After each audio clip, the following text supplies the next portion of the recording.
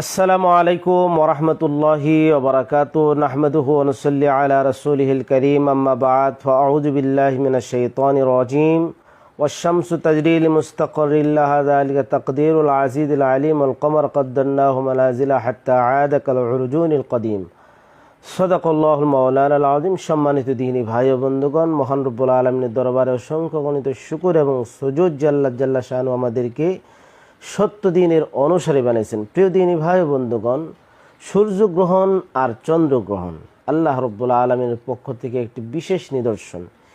এই পৃথিবীর মালিক রব্বুল আলামিন, সূর্যেরও মালিক তিনি, চন্দ্রেরও মালিক তিনি। পৃথিবীর মালিক, আসমান জমিনের মালিক রব্বুল আলামিন সব কিছুই পরিচালনা করতেছেন। পৃথিবীতে দুটি ঘটনা অনেক সময় ঘটে, সূর্যগ্রহণ আর চন্দ্রগ্রহণ। এগুলো বৈজ্ঞানিক দৃষ্টিতে মানুষের ছোট্ট জ্ঞানে মানুষ যা ধারণা করে বলে সেটা এক জিনিস। আরেকটা বিষয়, আল্লাহ পাক রব্বুল আলামিন এই নিদর্শনাবলী সম্পর্কে যে তথ্য আমাদেরকে দিয়েছেন। সম্মানিত দ্বীনী ভাই ও বন্ধুগণ, পবিত্র কোরআনে আল্লাহ পাক রব্বুল আলামিন আল্লাহ তাআলা এই নিদর্শনাবলী তিনি আলোচনা করেছেন। সূর্য, চন্দ্র, আসমান জমিন, তারকারাদি সব আল্লাহ তাআলার নিয়ামত, এগুলো আল্লাহর হুকুমে পরিচালিত হয়।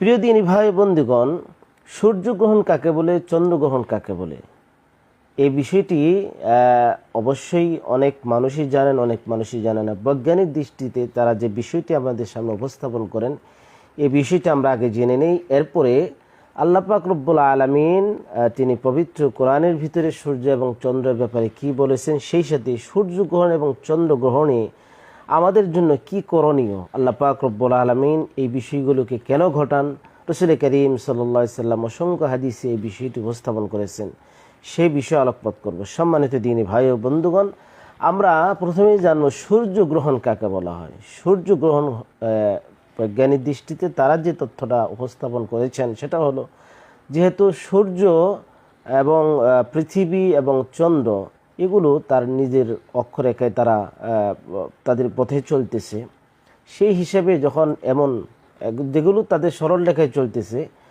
এমন অবস্থায় যখন তাদের অবস্থাটা এমন হয়, সূর্য এবং চন্দ্র একদিকে আর পৃথিবী আরেকদিকে, সেখানে ভিতরে যখন সূর্য এবং পৃথিবীর মাঝখানে চন্দ্র এসে পড়ে, তার মানে সূর্য, তারপরে চন্দ্র, তারপরে পৃথিবী একই সরল রেখায় যখন এগুলো একসাথে একই সরল রেখায় তারা আসে, তখনই সূর্যের আলোটা চন্দ্রের কারণে বাধাপ্রাপ্ত হওয়ার কারণে পৃথিবীতে ছায়া পড়ে, আর এটাকেই সূর্যগ্রহণ বলা হয়। তার মানে সূর্য এবং পৃথিবীর মাঝখানে যখন চন্দ্র এসে যায়, একই সরল রেখা হওয়ার কারণে সূর্যের আলোটা পৃথিবীতে পড়ার জন্য এটা বাধাগ্রস্ত করে চন্দ্র, এটাকে সূর্যগ্রহণ বলা হয়। আর চন্দ্রগ্রহণ বলা হয় সূর্য এবং চন্দ্রের মাঝখানে যখন পৃথিবী আসে, সূর্য এবং চন্দ্রের মাঝখানে যখন পৃথিবী আসে, তখন সূর্যের আলোটা পৃথিবীর কারণে চন্দ্রের উপরে পড়া এটা খুব কঠিন হয়ে যায়।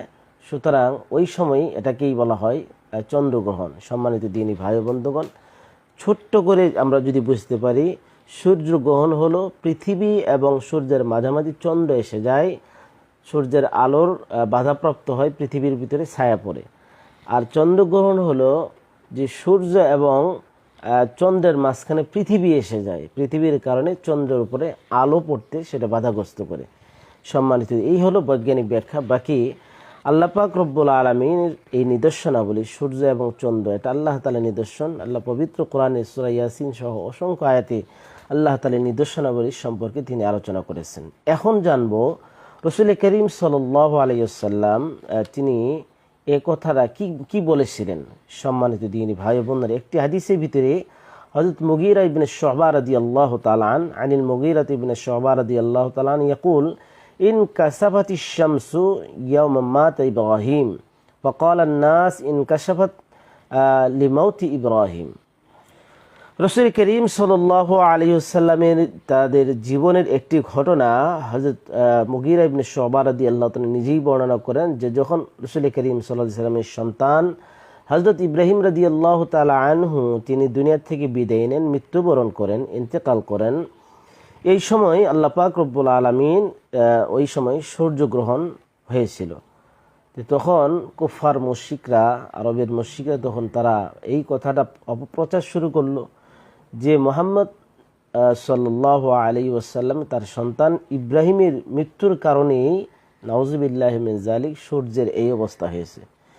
প্রিয় দিনী ভাই বন্ধুগণ, রাসূল করিম সাল্লাল্লাহু আলাইহি ওয়াসাল্লাম যখন এই কথাটি শুনলেন তখনই তিনি এ কথাটা বললেন, ফাকালা রাসূলুল্লাহ সাল্লাল্লাহু আলাইহি ওয়াসাল্লাম ইন্নাশ শামসা ওয়াল কমারা আয়াতাইন মিন আয়াতিল্লাহি। রাসূলুল্লাহ সাল্লাল্লাহু আলাইহি ওয়াসাল্লাম বললেন যে সূর্য এবং চন্দ্র আল্লাহর এই পৃথিবীতে এই নিদর্শনাবলীর অন্যতম একটি নিদর্শন হলো সূর্য এবং চন্দ্র আল্লাহ তাআলা সৃষ্টি। লা ইয়ানকাসিফানি লিমাউতি আহাদিন ওয়ালা লিহায়াতিহি। এটা গ্রহণ, সূর্য গ্রহণ হয় কোনো মানুষের মৃত্যু এবং কোনো মানুষের জন্মগ্রহণ বা জীবিত হওয়ার কারণে নয়, বরংস মানুষের মৃত্যু এবং জীবনের কারণে সূর্যগ্রহণ হয় না। এটা সূর্যগ্রহণটা আল্লাহ তাআলার পক্ষ থেকে হয়, এটা আল্লাহর নিদর্শন। ফাইদা রাআইতুমুহা ফাদউল্লাহা ওয়াসাল্লু হাত্তা ইয়ানজালিয়া। রাসূল করিম সাল্লাল্লাহু আলাইহি ওয়াসাল্লাম এই কথাও বলে দিলেন এখানে যে কর্মসূচি তথা সূর্যগ্রহণ আর চন্দ্রগ্রহণের সময় কি করণীয় সে ব্যাপারেও প্রিয় নবী সাল্লাল্লাহু আলাইহি ওয়াসাল্লাম বললেন।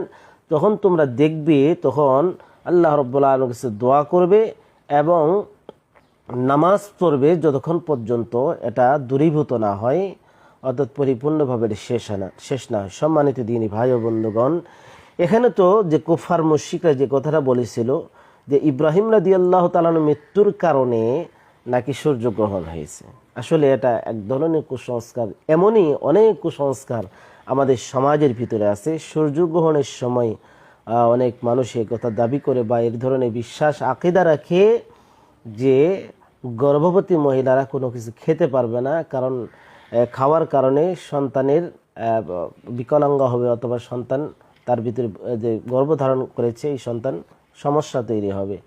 আবার কোনো কিছু কাটাকুটি করা যাবে না, কারণ এর কারণে সন্তান বিকলাঙ্গ হতে পারে। এরকম নানা ধরনের কুসংস্কার সমাজে অনেক মানুষ এই বিষয়টি প্রচলিত আছে, যারা এটা বিশ্বাস করে। সম্মানিত দিনী ভাই ও বন্ধুগণ, রাসূল করিম সাল্লাল্লাহু আলাইহি ওয়াসাল্লাম স্পষ্ট করে দিলেন ওই জামানাও যারা ইব্রাহিম রাদিয়াল্লাহু তাআলা আনহুর মৃত্যুকে সূর্যগ্রহণের মৃত্যুর এই কারণটাকে সূর্যগ্রহণের কথা বলেছিল। আসলে রাসূল করিম সাল্লাল্লাহু আলাইহি ওয়াসাল্লাম স্পষ্ট করে দিলেন যে সূর্য এবং চন্দ্র এটা আল্লাহ তাআলার নিদর্শন।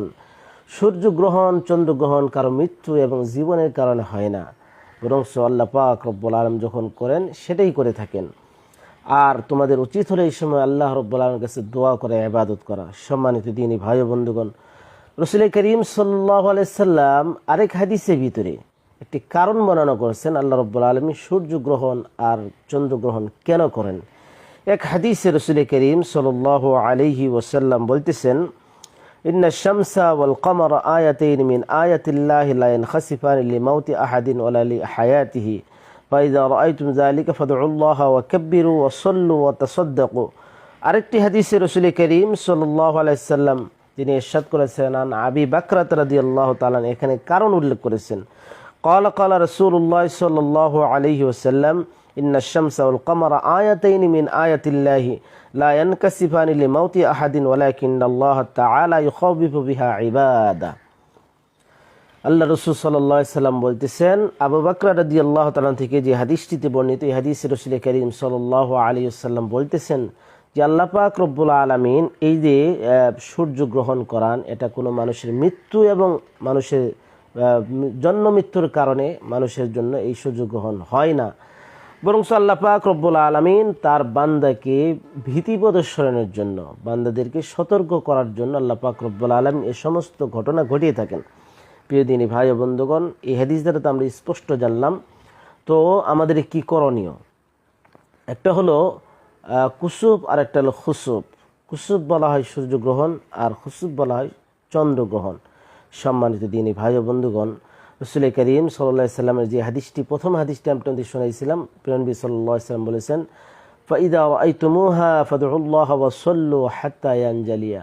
সূর্যগ্রহণ চন্দ্রগ্রহণের সময় আমরা অনেক সময় এটাকে দেখার জন্য ব্যতিগ্রস্ত হয়ে পড়ি বা বিভিন্ন ধরনের উপায় অবলম্বন করি, আর তখন বিভিন্ন ধরনের সিস্টেম পদ্ধতি আমরা অবলম্বন করি। অথচ রাসূল করিম সাল্লাল্লাহু আলাইহি ওয়াসাল্লাম এখানে বলতেছেন, যখন তোমরা এই দৃশ্যগুলো দেখবা তখন আল্লাহর কাছে দোয়া করবে এবং নামাজ আদায় করবে যতক্ষণ পর্যন্ত এটা দূরীভূত না হয়।